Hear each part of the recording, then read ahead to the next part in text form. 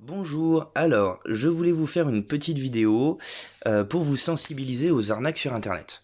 Je me promenais sur Snapchat quand j'ai vu apparaître cette super publicité. Une publicité où on me propose un vélo électrique à 60% de réduction. Alors, bon bah il avait plein d'avantages ce vélo, hein. Déjà bon bah il coûtait 480 € et on me le proposait à 60 €. Ah, c'est un avantage indéniable. En plus il avait plein de, plein de petits gadgets, il est puissant, il a de beaux phares, bref, une perle ce vélo. Alors, là où j'ai été pas mal surpris, c'est que déjà, le logo qui est indiqué en haut de la page, c'est marqué Super 73, mais le nom qui est inscrit dans l'adresse du site, dans la barre d'adresse en haut, c'est superjet73.com. Donc déjà, je suis surpris du mot jet qui est apparu au milieu de nulle part. Ah, ensuite, on me propose de me vendre un vélo qui a l'air d'être très bien, mais on me le propose à 60% de réduction. Bon, bah, va comprendre pourquoi, hein, ils arrivent pas à les vendre, alors que bon, il y a tout qui permet de le vendre. Alors là où j'ai été, alors j'en parlais tout à l'heure avec un ami, il me dit oui, mais il y a un petit cadenas, donc ça veut dire que tu peux faire l'achat sur le site. Alors bon, alors je tenais à dire que quand il y a un cadenas sur le site, ça veut pas dire que le site est bien. Ça veut juste dire que si vous mettez des informations sur ce site, et que vous les envoyez au site, personne ne peut venir lire ces informations à part le site. Mais ça ne veut absolument pas dire que le site est légitime. Pour savoir si le site est légitime, il faut se rendre en bas de page. En bas de page, normalement, vous avez des informations, alors elles se trouvent dans les mentions légales. Dans les mentions légales, vous devez retrouver l'adresse, le nom de la société qui vous vend le produit, et vous devez retrouver ce qu'on appelle un numéro d'enregistrement de registre. Ici, il est noté ici. Alors, quand on est profane et qu'on n'y connaît pas grand-chose, tout nous semble être bien. Alors, moi je vais vous donner quelques petits détails. Déjà, quand il s'agit d'une marque, ici on nous indique une marque. Si la marque est enregistrée, elle sera accompagnée d'un petit R dans un rond, ça veut dire enregistré, registered. Ensuite, ici, on nous parle finalement d'une entreprise à Albuquerque, donc au Nouveau-Mexique. Donc ça veut dire que son numéro de registre devrait être ce qu'on appelle un DUNS. Donc ça veut dire un Data Universal Numbering System. Donc ce DUNS doit être composé de 9 chiffres, ici il est composé de 8 chiffres, et en plus il y a ce séparateur, cette petite ligne en bas, qui s'appelle un underscore, et qui n'a absolument rien à faire ici. Là où il y a encore quelque chose d'encore plus surprenant, c'est l'apparition des conditions générales d'utilisation du site qui n'ont rien à faire sur la page des mentions légales, puisque les mentions légales, c'est là où on vous donne des informations sur l'entreprise et sur la marque, ainsi que vous n'avez pas le droit de reproduire la marque est déposée, plein d'informations de ce type-là, mais les conditions générales d'utilisation, donc c'est les règles qui s'appliquent à l'utilisation du site internet, elles doivent se trouver dans une autre page, puisque c'est un contrat légal, et que c'est un contrat légal indépendant. Il y a un autre contrat légal qui existe qu'on appelle le contrat général de vente qui lui va vous dire tout simplement quelles sont les conditions de vente qui s'appliquent quand vous achetez un produit chez eux. Alors on va aller y jeter un coup d'œil et qu'est-ce qu'on va voir dans ces conditions générales de vente.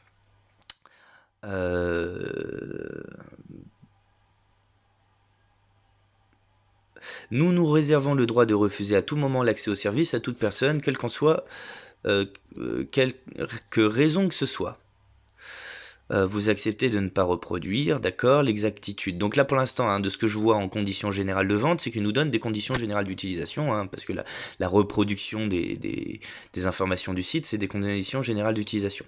Nous ne sommes pas responsables si les informations disponibles sur ce site ne sont pas exactes, complètes ou à jour. Bon non, non en fait quand on produit un site, au sens de la loi, on est responsable de ce qu'on propose comme information, et c'est pour ça que dans les mentions légales, on met un responsable de publication, c'est pour dire que cette personne sera responsable légalement des informations qui sont produites sur le site, et donc de faire un contrat où on dit qu'on n'est pas responsable quand on produit quelque chose sur le site, ça n'a pas de sens. Ce site pourrait contenir certaines informations antérieures par nature, ne sont pas à jour ou sont fournies à titre indicatif seulement. En réalité, au sens de la loi, si une information n'est pas à jour ou qu'elle est présente à titre indicatif, ça doit être indiqué. Modifications apportées au service et au prix. Les prix de nos produits numériques peuvent être modifiés sans préavis. Nous réservons à tout moment de modifier ou d'interrompre le service sans préavis en tout temps. Nous ne serons pas responsables envers vous ou toute autre tierce partie de toute modification augmentation de prix, suspension ou interruption de service. Bon bah voilà, hein. Quand vous lisez finalement leur mention, alors non, là, quand vous lisez finalement leur conditions générales de vente, hein, où on parle plus de conditions générales d'utilisation, là, et ben finalement il est en train de vous dire, on peut vous entuber, mais vous pouvez pas nous attaquer, puisque vous avez tacitement signé ce contrat. Alors quand je dis tacitement, c'est parce que quand vous faites l'achat, il y a une petite coche, hein, qui vous dit, voilà, bon, on va aller faire l'exemple, hein, on va aller faire un achat, procéder à l'achat. Normalement, il devrait y avoir une petite coche que vous devez cocher pour dire que vous acceptez les conditions générales d'utilisation ou de vente. Bon, là j'ai mis de fausses informations. Ce site me dit différentes choses, hein. La première, c'est que je dois rentrer mes informations de carte de crédit directement sur leur site. Bon bah ça c'est assez bizarre aussi, hein, puisque quand on veut rentrer des informations de paiement, on est transféré auprès d'une banque et c'est auprès d'eux qu'on remplit les informations de paiement. C'est rarement sur le site sur lequel on se trouve. Alors là, il semblerait que ce soit un Shopify, hein, donc c'est un site auto-construit qui permet de faire de la vente en ligne. Tout est construit dessus. Bref, tout ça me semble bien bizarre. Alors, j'ai commencé à faire des recherches sur ce site. Je me suis dit, il semble vraiment bizarre ce site. Je suis allé chercher ce qu'on appelle le WHOIS. Le WHOIS, c'est, je tape le nom du site, superjet73.com, et je suis capable de savoir normalement qui propose ce site, mais surtout depuis quand ce site existe. Alors c'est intéressant parce que quand on regarde ici, il a été créé le 03-02-2021, donc ça fait une journée. Ça fait un jour que ce site existe. Donc je me suis rendu sur un site où on m'a proposé une publicité, le site n'existe que depuis un jour, donc là on me prend vraiment pour un con. Alors je me rends compte qu'en plus, le registrant email, donc la personne qui enregistre ce site, il utilise ce qu'on appelle un contactprivacy.com, donc c'est un moyen de camoufler son nom et de camoufler qui on est. Donc là, voilà, ça semble être une belle arnaque. Alors je me suis renseigné et je suis d'abord allé chercher le DUNS Number Lookup. Donc j'ai récupéré les informations qui étaient présentes sur les mentions légales et je suis allé entrer l'adresse qui était indiquée sur les mentions légales. Alors j'ai bien retrouvé une entreprise, elle s'appelle pas Superjet73, elle s'appelle pas Super73 non plus, elle s'appelle Hive73. Alors ça ne veut pas forcément dire que cette entreprise est la même, ça veut pas forcément dire qu'elle est concernée, il est possible qu'on lui ait volé son nom pour fabriquer ce site. Donc voilà, mais j'ai retrouvé une entreprise qui a à peu près le même nom, à la même adresse, mais qui n'a pas le même nom finalement. Alors ensuite, je suis allé chercher sur le site de l'INPI. Alors l'INPI, c'est l'Institut National de la Propriété Industrielle. Quand on achète une marque et qu'on veut la déployer, c'est-à-dire qu'on veut qu'elle soit présente sur tous les territoires internationaux, on va la déclarer auprès de son institut de marque, et chez nous c'est l'INPI. Alors il se trouve que quand une entreprise déclare une marque, ensuite toutes les autres instituts de marque reçoivent cette marque, et donc il faut payer pour ça. Alors là, par exemple, la marque Super73, c'est une marque verbale et individuelle, a été proposée pour des produits de bicyclette électronique, donc ça correspond. Mais ce qui est intéressant, c'est qu'elle est proposée par une autre entreprise qui s'appelle Super73 Inc. Corporation, et elle est située à Irvine, aux USA. Donc rien à voir. Surtout la date, ça fait pas un jour que ça existe, hein. Ça existe depuis le 27/05/2017, donc c'est une entreprise qui est là depuis un sacré bout de temps. Et cette marque a été déclarée depuis 2017 pour l'Union Européenne, donc ça fait un bout de temps qu'ils le vendent aussi en Europe.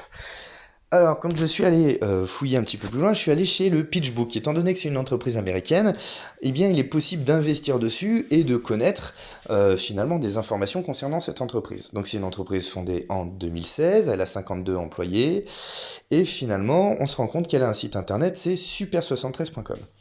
Je me rends sur super73.com, voilà. Donc, super73.com, un site en anglais, donc déjà ça correspond plus, et là je suis redirigé sur un site europesuper73.com fr, donc ils ont détecté que j'étais en France, et ils me proposent, voilà, un site en français.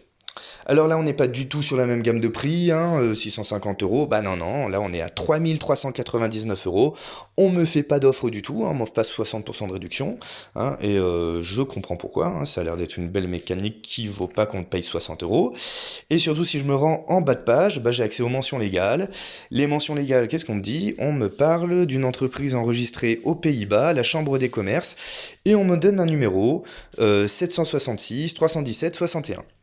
Alors, pourquoi c'est enregistré aux Pays-Bas? Il se trouve que c'est une vente, c'est des ventes de produits qui sont en Europe, donc ils gèrent de l'euro, et comme ils gèrent de l'euro, eh bien, la plupart du temps, les entreprises américaines enregistrent une entreprise, une fiduciaire, ou une filiale, pardon, dans un pays européen. Donc là, ils ont choisi les Pays-Bas pour les avantages fiscaux que ça nous offre, et finalement, bah, ça leur permet de faire, voilà, de gérer la devise européenne, l'euro. Alors, quand on fait des recherches sur ce numéro, 766 317 61, bah pour ça, il faut se rendre tout simplement sur le site de la Chambre des commerces. Et sur le site de la Chambre des commerces, on retrouve un lien qui, lui, nous redirige sur un moteur de recherche des entreprises. J'ai donc tapé le numéro qui correspond à ce qui est écrit sur le site, et je retrouve bien, cette fois-ci, Super 73 BV. Donc je retrouve bien les mêmes informations légales. Cette entreprise, donc le site internet EU super73.com est bien relié à cette entreprise. Donc voilà.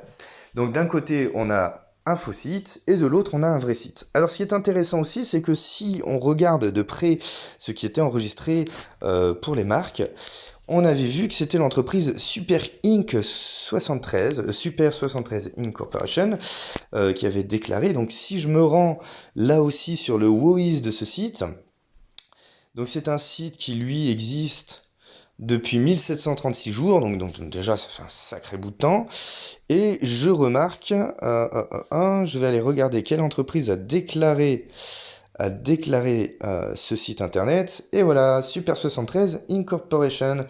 Donc voilà, on retrouve des informations qui correspondent. Donc cette fois-ci, si on se rend sur le site super73.com, on est sûr de faire un achat légitime d'un produit légitime, alors que quand il s'agissait du site superjet73.com, ben là on est face à une arnaque. On est face à un site qui n'existe que depuis un jour, qui va disparaître, allez, maximum dans 10 jours, qui aura fait un certain nombre de ventes auxquelles il ne répondra pas, auxquelles il n'a, soi-disant, auprès de ses conditions générales de vente, aucune obligation de répondre, et voilà. Donc voilà, je voulais vous présenter une arnaque parmi d'autres.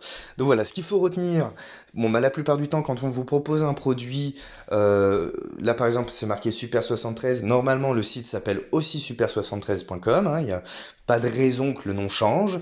Ensuite, le cadenas ne veut pas dire que vous êtes sur un site légitime, hein, on peut vous arnaquer.